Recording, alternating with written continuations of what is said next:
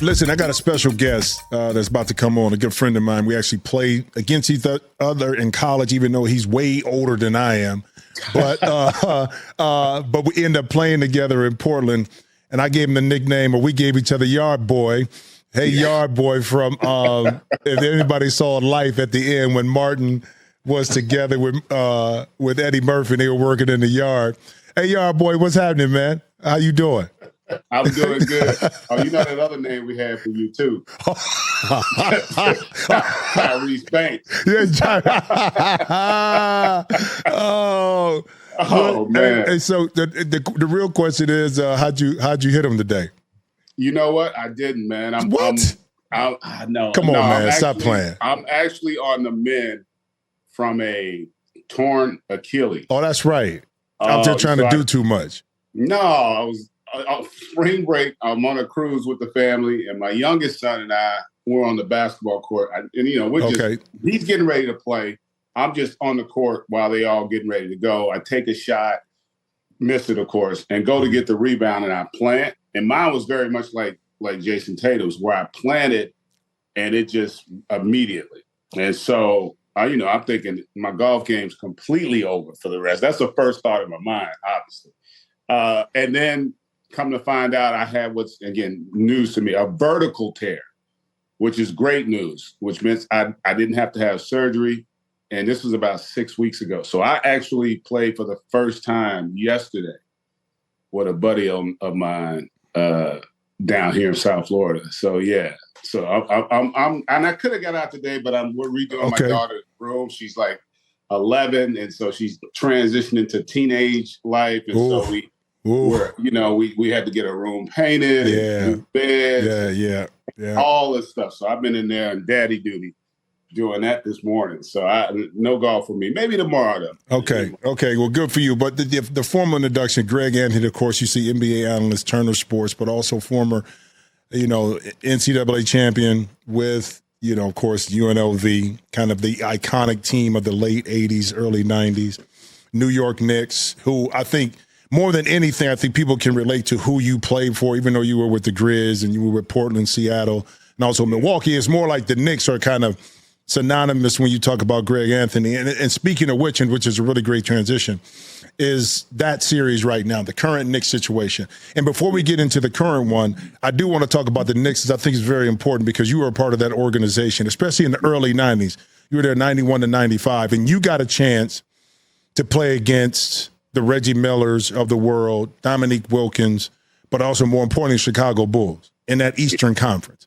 For 2 years, 91, 92, 92, 93 was Eastern Conference semifinals, Eastern Conference finals. You lost to the Bulls. But take me back to those battles as a young player against the Bulls during those time periods between those two I just talked about.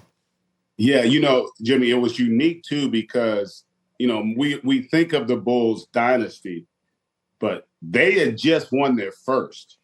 Right. So my rookie year was the year after they won it.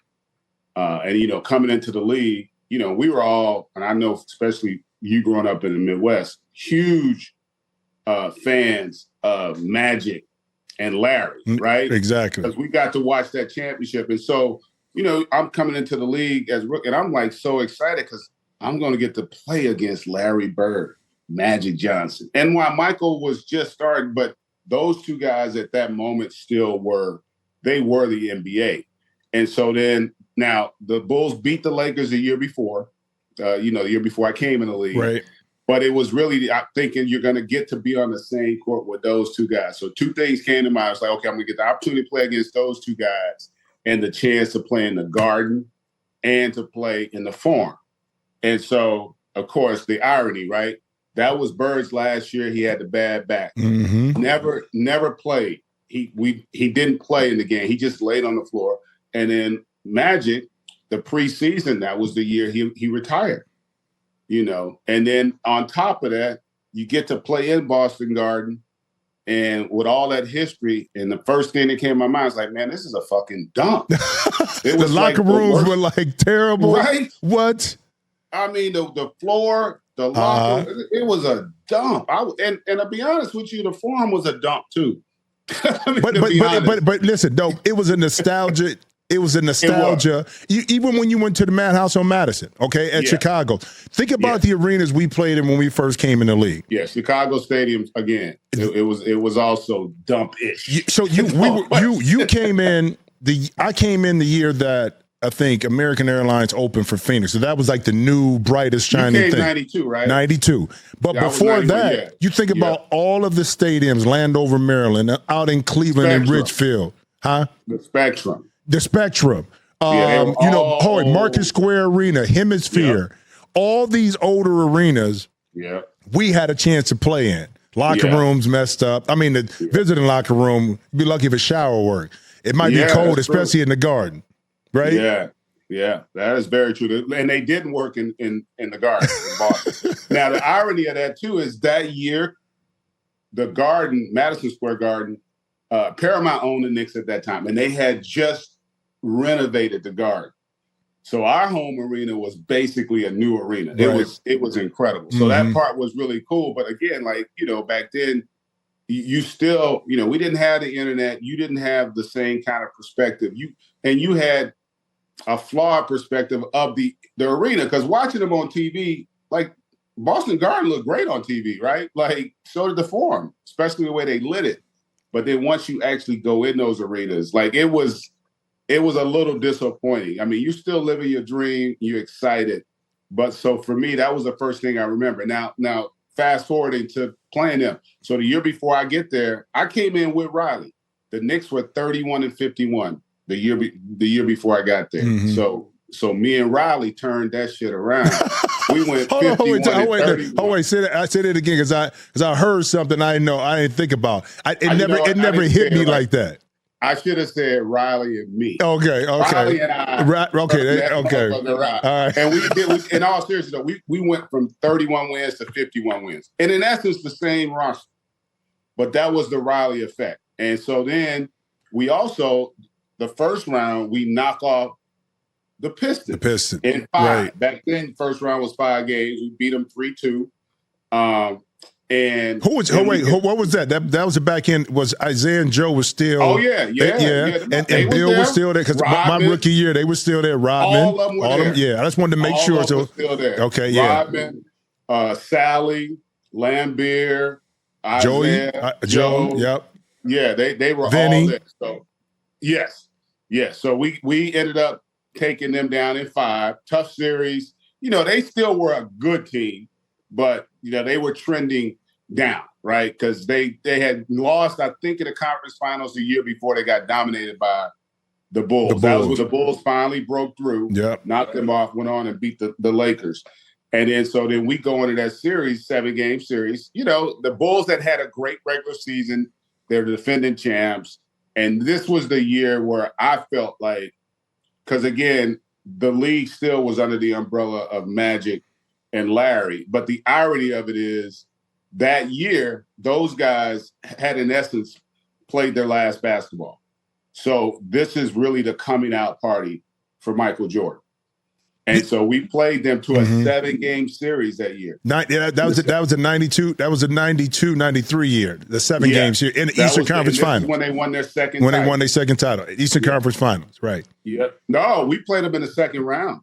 Hold on, wait. I thought that was 91-92 was the second round. 91-92. That's so they had only won 1 championship. They were coming in. This was going to be their second. Right. So my rookie year would have been 91. Your year you came in was them going for the 3-peat. Yeah, exactly. Yep. Yeah. So that year we actually played them in the second round. We were back then the divisions mattered. We were Atlantic Division champs. But we were we were like maybe the 4 seed. Mm-hmm. That's probably we had the 4 seed to get them 1 versus 4. Right. So we were the 4 seed. Detroit was 5 that year. And so they beat us in 7, but we were the only team to take them to 7, because they ended up winning the championship, I think, in 6. In fact, he had never, MJ never played a 7 game. No, and that's the fascinating part. So when you're playing against MJ too, and it's different playing MJ in the regular season than it is in the playoffs. We never looked at as a competitor, right? And you didn't look at anybody being differently. And quite frankly, we thought we could beat them. Like that's just, and that has nothing to do with whether or not a guy is great. We would have thought that about the Celtics if they were really good, if Bird were healthy, right? Like that's not, and a lot of that had to do with our coach, because that's Pat Riley. That's Pat Riley. That's Riles all day. Hall of Famer. All day. All the success he'd had and what he instilled in us. It was always about us and what we did. It didn't matter about Michael Jordan. And again, in fairness, like when we have these conversations, for people listening, their perspective is Michael Jordan as having already become who we know him to be today. Our perspective is he is still ascending. He at that point, he was just becoming the face of the league. And in our minds, we never viewed him that way because we didn't talk in, oh man, we're going against the face of the league. We're going against the Bulls. He's their best player. This is what we have to do to have success against them, right? And that's really how it is. And I think sometimes fans don't appreciate that because, and I say this to people, you covering the game the way you do, and you do a hell of a job at it as well. I'm a big fan of how you analyze the game, but you covered it, having played it. Like most fans don't understand, like players really are not in awe of anybody. You really aren't. Like we didn't look at him like we didn't not sleep at night the night before playing against the great Michael Jordan. Like we knew we knew he's a great player, but they were all great, all the great players. When you one of the top dogs in the league, we respect that, but we're trying to beat your team. And so we didn't lack a confidence or a belief. And so going into that, we didn't listen, if you go look back, and people tend to not do this, go back and look at, we would have games where he would go 9 for 30 against us. Right. We would have success defending him, and it would get physical, and it was rough. Like they were battles. And so we definitely felt like we had an opportunity and we could beat them. Again, it's a little different dynamic than what you get when you look back in retrospect, right? Because now everything's been established and decided, and now we're looking back. But in those moments, when you have a chance to be great, that's how you feel. I remember like even being in Portland when we played the Lakers, Utah. Or Utah, but more so even like because this is when Kobe was just kind of becoming a great player. We would go, our game plan would be to go at Kobe. Like, we wanted to attack him. Like you just were not in awe of great players. Like you're in essence playing for the same thing. And, we got one of them dudes too. Patrick was one of those guys. So we didn't look at Michael, just being heads and shoulders above our best player. And we also felt like the rest of our roster was more than capable of competing against what they brought to the table. And so that's kind of the approach you had to it. And then being able to play in the Garden, with Spike being there and that fan base and how passionate they were. Now, the postseason is a different animal.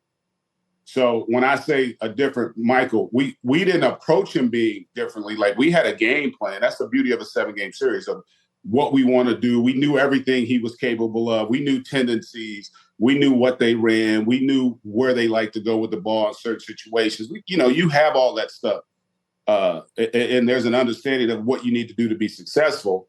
But what was different, especially for a rookie, was how much more intense and physical the game was. And you see it even now. It's no different today. Like you see how much more physical the postseason is to the regular season. And when you haven't gone through it, it's hard to have that perspective. And so that was, when you go and look back at it, that was one of the things that was so impressive because he had a mind of steel. Like he was obviously one of those dudes. He was a hell of a competitor. The guy just brought it and never was deterred. And that's the thing you appreciate about the truly great ones. Like I said, he might be 9 of 30, but he always felt like the next one was going in.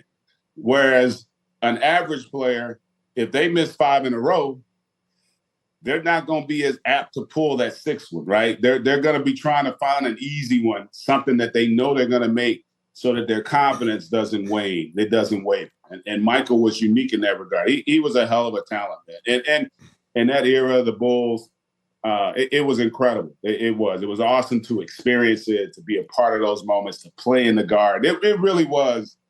I was blessed to play a long time in a lot of playoff games and on some really good teams, but there was just nothing for me like playing in the Garden. And what I would always say is nothing like performing in the Garden. Yeah, it's different between playing. It's a difference between playing and performing.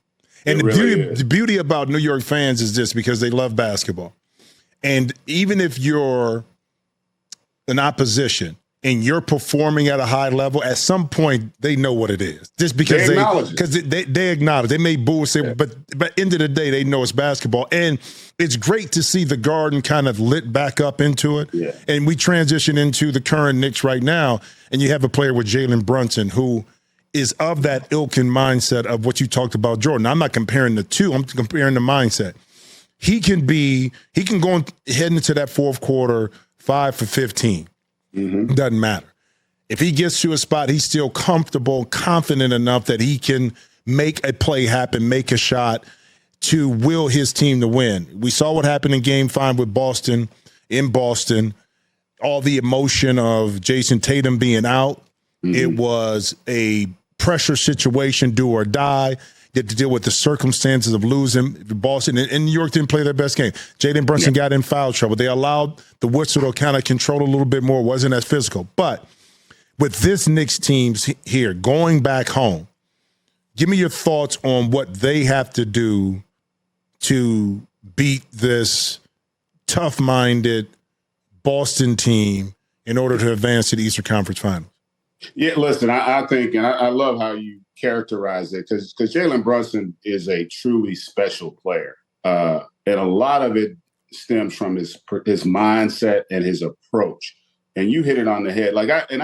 When I talk to young players about this, and it's so hard to do this, but you always got to keep your mind on time and score and not on stats. And not because I remember, I remember John Starks, the year we lost to the Rockets in the championship. Mm-hmm. And John had that famous game where he really struggled.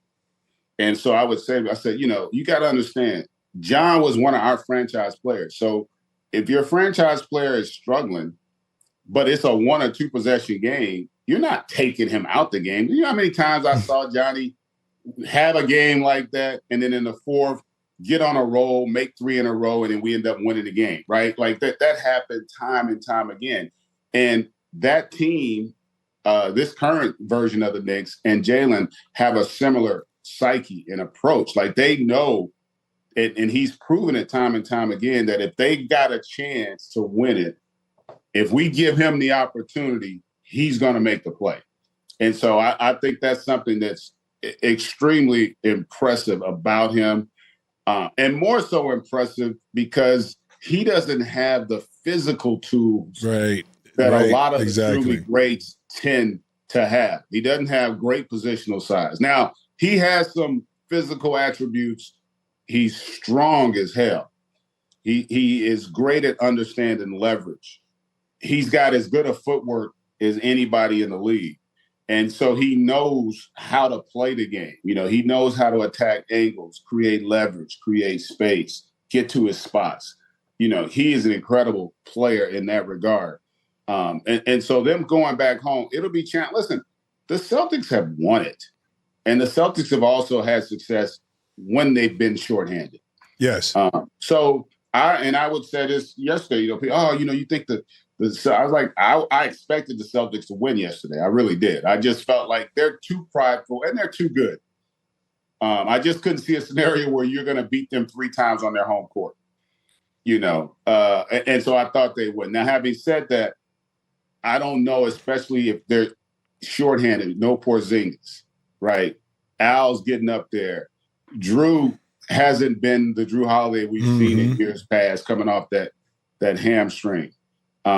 This team, the totality of it isn't, they're not where they were a year ago, and this Knicks team is better. And now the Knicks, I think they do have a belief. Now, having said all that, They think they're the better team. The Knicks do. They're gonna. I'm sure they have the expectation to come out and play really well tomorrow night. I would expect them to, but it's one of those things, Jimmy. You and I have both been there. Like, you just want to, if you're the Celtics, you just want to make them feel you. I did the Cavs Pacers game. I did basically all of it. But the closeout game, the Cavs were up. I think they were up 18. And I said at the time, it's about 4 or 5 minutes, maybe 6 to go in that second quarter, I think it was. And I said, this is the most important stretch of the game. I said, it either goes to 25 or you get it down around single digits. And if you get it down around single digits, now you start putting pressure on the Cavs, right? Because now they get tight.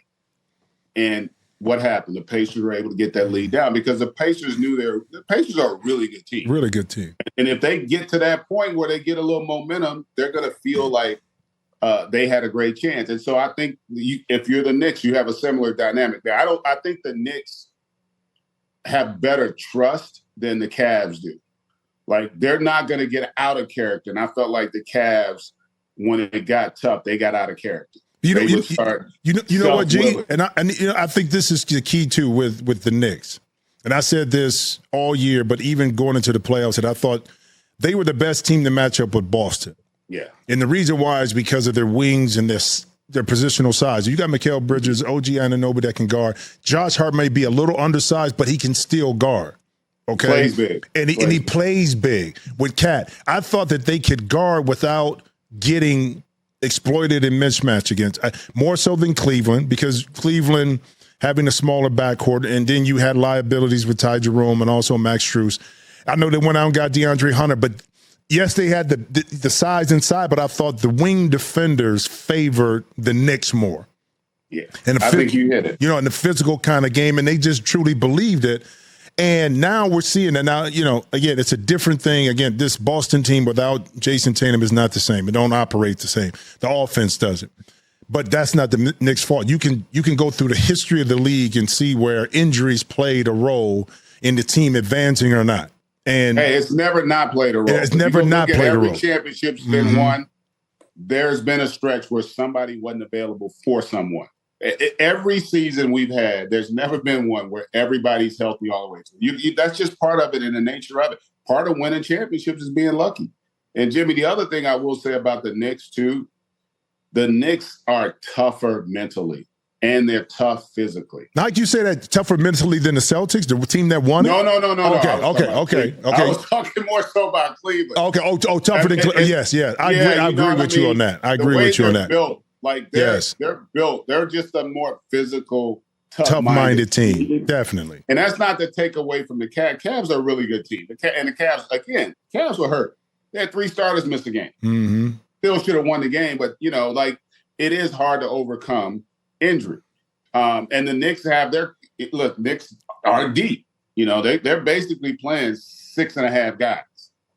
You know, but that's who you want. But I know it's hard to do. But gee, I think a lot of stuff people don't understand too. When it comes into playoffs, your starters are going to play more minutes. Your top role players are going to play more minutes. You probably, if you're lucky to get to an 8-man rotation, depending on what team and what you've been doing, that's how generally it's a strong 7, and that 8-man may come in and do 10 to 12 minutes. But your starters are going to play 6 to 8 minutes, maybe more than what they're accustomed to playing, depending on how the game goes, especially when you start advancing. So I'm not mad. I understand. I want my best players on the court, and the best coaches, you know this, G, figure out ways to steal minutes of rest for their key players, whether that's through timeouts, whether that's through their offense where they allow somebody else to operate. Defensively, they may do some things. So you're stealing real game time minutes during the timeout, during the commercial breaks, but in-game minutes when you can hide a player for some possessions that they can maximize the time that they're on the court until the end of the game. You hit it on the head, and I tell people this as well. Like, they're called you also have exhale possessions where, like, if I'm Jalen Brunson, I'm just going to I'm going to stand in the corner and just be a decoy. I might do that 5 or 6 possessions a game. And really all I'm doing is, you don't know I'm resting. That's right. I'm resting. That's right. I'm going to take this possession off. I'm going to let the offense, we can afford, you know, if we score, it's a bonus. we don't even have to score. We just don't want a live ball turnover, right? And we just want to get a shot on the rim. And we can survive. So I can have 4 or 5 of those a half as a great player. Just your presence on the floor is going to have an impact. And you're spot on with that. I will say this, though, and this speaks to the evolution of the game. Mm-hmm. The game has changed. Look, it wasn't that long ago when Steph Curry changed the game. And I'll never forget talking with all my buddies. You know, you do the group chat, and they're like, oh, that's a bad shot. And I said, you know what? When you grew up playing, it was a bad shot. But it ain't now. They've proven they can make those shots. So it's not a bad shot. And then I would also say, to your point about the depth, I just watched OKC the other night. They didn't have anybody play more than 35 minutes in a game that was a must-win game that came down to the end. It's the first time I've seen in a postseason, in a game like that, a 2-2 game, you know how big those are, and more pressure even on you when you're the home team. And they stayed with their game plan. I had to tip my cap. But it's always outliers. It's always outliers, though. It's always outliers. And the outlier is what changes your thought process, though. Yeah, but you got to have that kind of roster to do that too. You still got to trust it. Yeah, like, but you know, it's a lot of rosters that are built that you may not trust as much. You may not trust it. He trusted it in a way that we haven't really seen. And the point I made about making is because just like Steph changed it, because the game is the thing about the game today. And so I'm not one of those old heads that like always try to act like the game was so much better when we played and the guys were better. And I mean this sincerely. It doesn't take away from any of the guys. Because whatever era you played in, those were the best players. The game was the best. You know, I hate the fact with the top 75. I said that. I was like, we should have the top 25 from the first 25 years of the league. The next 25 should be from the second 25, and then the third 25 should be from the last. Because the game has changed so much. It ain't fair to judge a guy that played 50 years ago against the guy that's playing now. I always hit folks with this stat, Jim. I said, you know the great Bob Cousy, one of the greatest guards to ever play. You know, Bob Cousy never shot 40%. Never whole career. Never shot 40%. Not one season. Nope. How about this one? Bill Russell never shot 50. Not one time his whole career. Think about that. Because he was always in the paint. So, like, that's just as perspective. And it doesn't mean they were the best ever at that time. But it ain't fair to then try to judge them against someone else. That's just not the way it works. So, that's because the game is not the same. If the game stayed consistent and it stayed the way it was, then you would have comparable information to say, okay, who was what was it, but you don't. And I'm with you on the old man get off my lawn. With young players, men and women today, you got to meet them where they're at. What they know in the NBA is Steph shooting threes, LeBron, KD, Melo back in, Kobe, they know that stuff. So they're is relevant to them and how they play, but more importantly, how they got taught to play. Yeah. So as much as we want them to understand how to bang and be physical in the 90s, their reference points are, okay, I can pull it up on YouTube. But when I go hoop every day and when I get taught how to play and when my coaches are telling me in order to play, I have to do this, they can't relate to it. And I get it. That doesn't mean you can't appreciate the past. I think you got to appreciate the past, understanding of how the game evolved. But I can't expect a 17, 18-year-old, 19-year-old to want to post up 20 times a game and want to play inside the paint. It's just not going to happen. And the game is like, this is the other part for me too. Like, because everybody's, your era was so much the defense. I like, look, people got to understand how the game has changed. The court is so much bigger today than when we played. More space. Like, you're working with way more space right now. You didn't have to guard a guy at 39 feet. Mm-hmm. Nobody even thought about shooting out there unless it was a heave at the shot clock. And you couldn't even shoot the ball. Generally, if you go look, most guys couldn't actually take a normal shot from 38, 39 feet. Yeah, it was a push. It was a push. Don't shoot it off the dribble. No, it was a push. It was a push. It was a push. It was a push shot. So, like, So what I try to explain to people, like people say, "Oh, the defense." I said, "Listen, it's like if you look at football, the way they play football. If you put a wide receiver out in space and there ain't no safeties over the top, and you give a quarterback 6 seconds to throw it, ain't no cornerback gonna stop that receiver from getting open. It ain't gonna happen. Not consistently. There's not no a way. Great receiver. Not a great receiver. And a great quarterback. What I'm saying is in today's game, like even with the great bigs of our era, what would change today? You could go have a great big that can post, but 3-B-2. And what they're gonna do to that great big is what we did. And I heard that great big is gonna have to guard 70 pick and rolls. Big time. 38 feet from the basket. And I guarantee you it's not going to go over well for him. He's going to struggle because he's not comfortable. I always tell people a great center in our era and the paint was a great center in our era was like a great white shark. And the paint was the ocean. And when they're in that ocean, you don't want to fuck with him. You do not want to be in there. But if I took that great white and I put him up on the beach and he just flailing around, you'll go up and kick him. You do anything you want to him. Because you're not worried about him.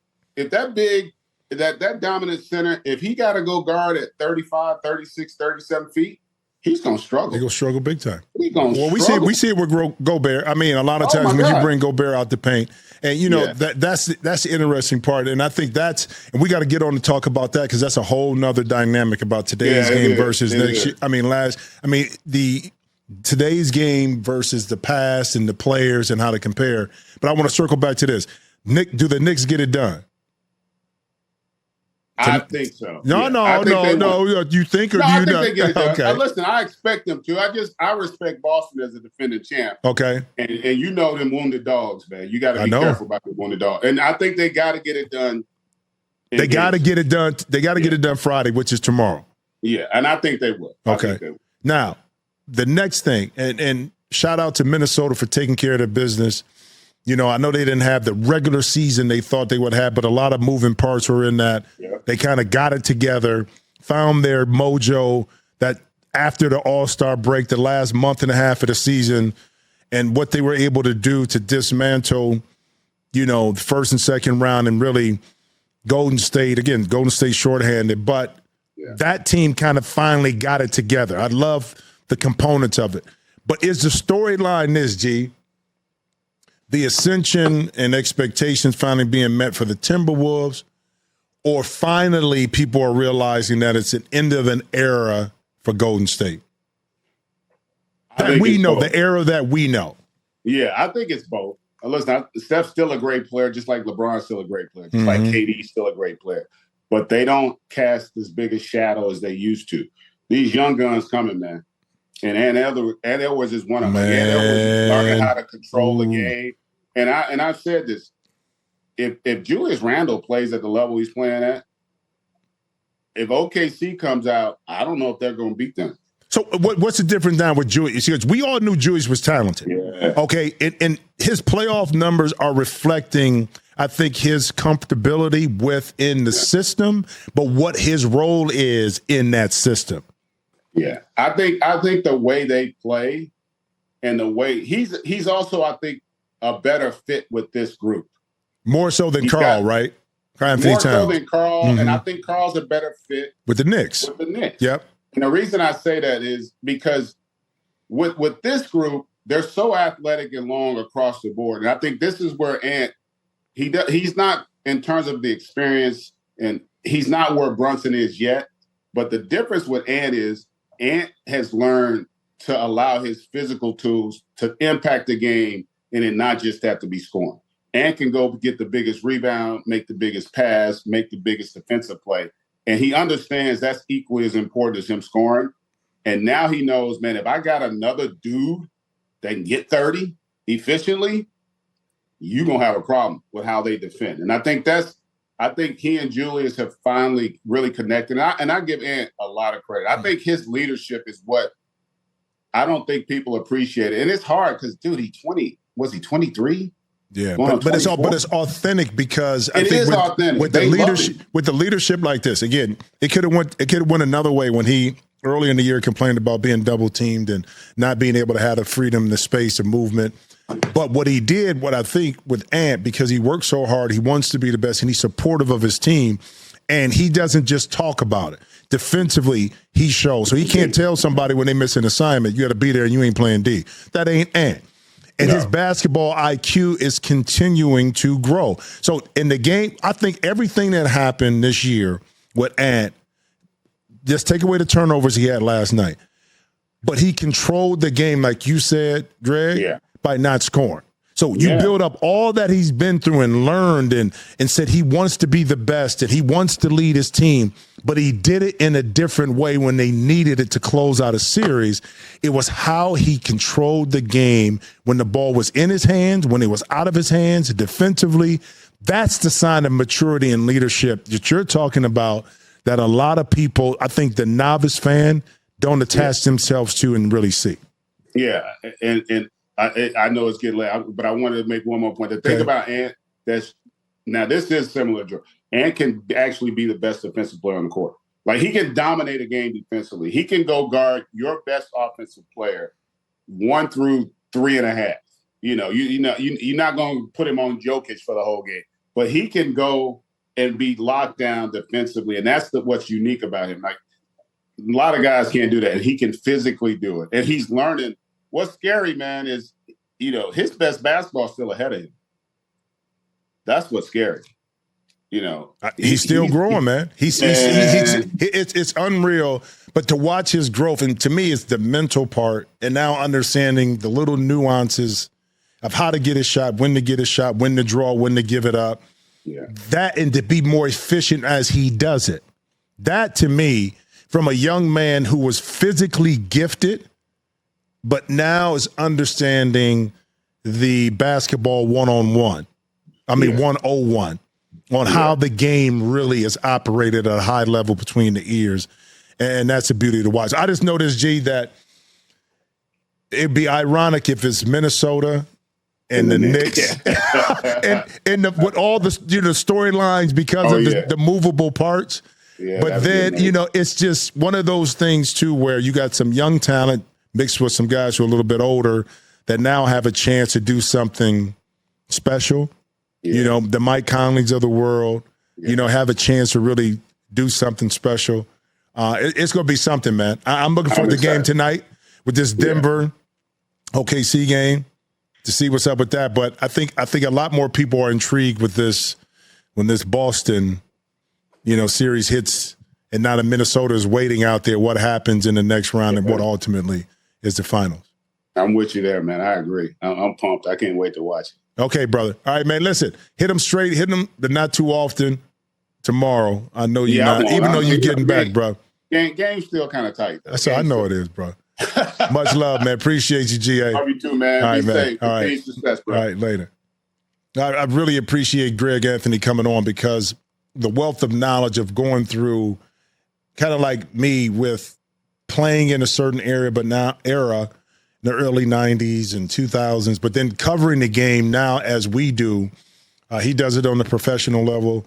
I do it on the professional level, but also on the collegiate level to watch how the game is played. He has a different perspective, too, because he had to go through, and I did, too, a little bit later. Karl-Anthony is younger than my son, but so he had to look at it from the, ground roots level, AAU coming up and coaches and Duke, and then watching his son play. But the information, I think, is there, and it's authentic. And I think he evaluates games with an open mind, understanding the past is the past and the greatness of the past is still there, but you can't discount what these young men and women are doing it right now, currently in front of us, with the way the game is being played and trying to appreciate, I think, some of that. Again, each era has its pros, each era has its cons, but the beauty of basketball is watching the best perform and watching these young, talented people come up and kind of take the game to another level. So I appreciate GA all day, all day,